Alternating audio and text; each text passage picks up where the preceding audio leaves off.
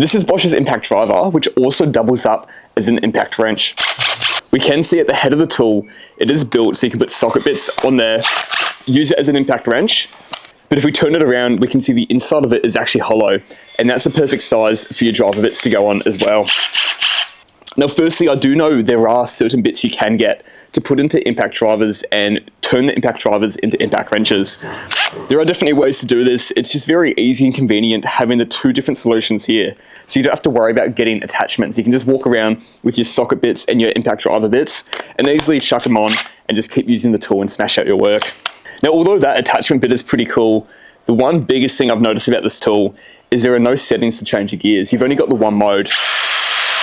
And obviously that mode is just full power. Now you can slightly press the trigger and you'll get less power if you do that. So if you are doing fit off work and you're using small screws, you can try to slightly press the trigger in order not to strip the screws. I definitely prefer having the different gears though, so you can turn the impact driver down, meaning there's no chance that you're going to actually press full power on the impact driver and strip those screws. Now the next question though is, how powerful is this on its full speed? Now most tool brands do have their impact drivers and impact wrenches separately, and they design the impact wrenches to have more torque. We'll get into testing this in 1 second, but the first thing we can notice if I pull the trigger down is it just doesn't feel and sound like it's got a crazy amount of power. But let's test that out though. We're going to start off with a bugle screw bit, and I'm going to drive a 75mm bugle screw into 9045 pine, and we'll see how it goes.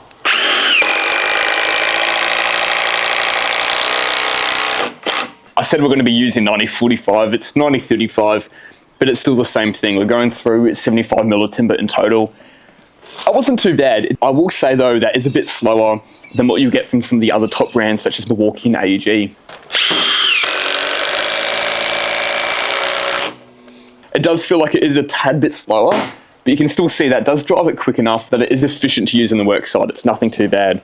All right, so let's change this over. We've got a 16mm socket bit we're going to chuck on the end here. And we're going to start off easy. We're going to start off with the dyno bolt, hit that into the ground, and all the impact wrench has to do is tighten the nut for the end of that to expand and lock into place in the concrete. It should easily do that. That shouldn't be a concern at all. Once that's done, we'll jump over to the concrete screws. So we've got 3 concrete screws, a 75, 100mm, and 150. I don't think the 150 is going to be in the question. I don't think we'll get there. I'm going to be very impressed if that can drive that in there. But these 75 and 100mm ones are both 10mm thick as well. I'm going to be very disappointed if it doesn't do the 75mm, and I hope it can do the 100mm. If it can't do the 100mm, it's going to be quite disappointing as an impact wrench. Let's see how it goes.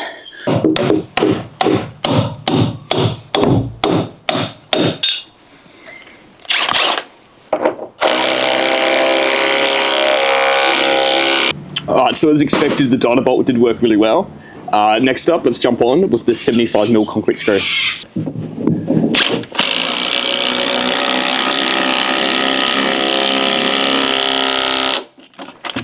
Alright, that's definitely good that it can drive the 75mm concrete screw in. It'd be super disappointing if it couldn't. Let's see how she goes.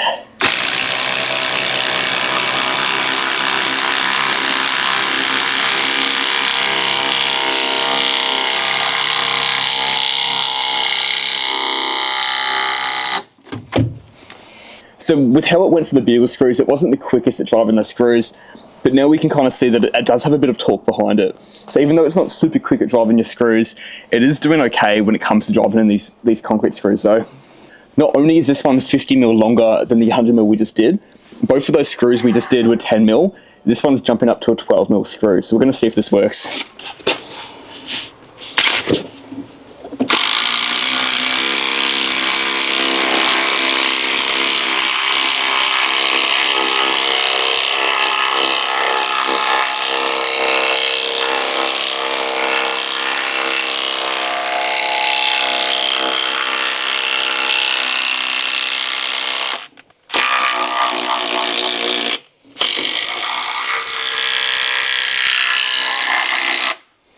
Now look, that definitely did struggle. I had to go back and forth a few times to get it all the way home.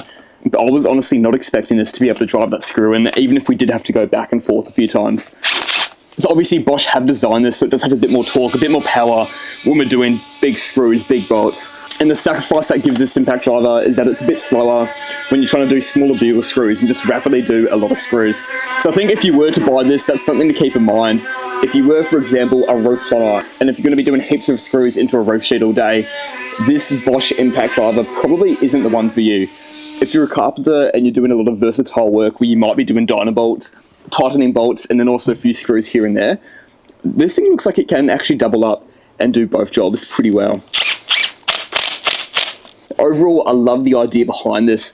I love the entire idea that we're basically getting two tools out of one. And after doing a few tests, I'm going to say Bosch did well, and they've made a good tool.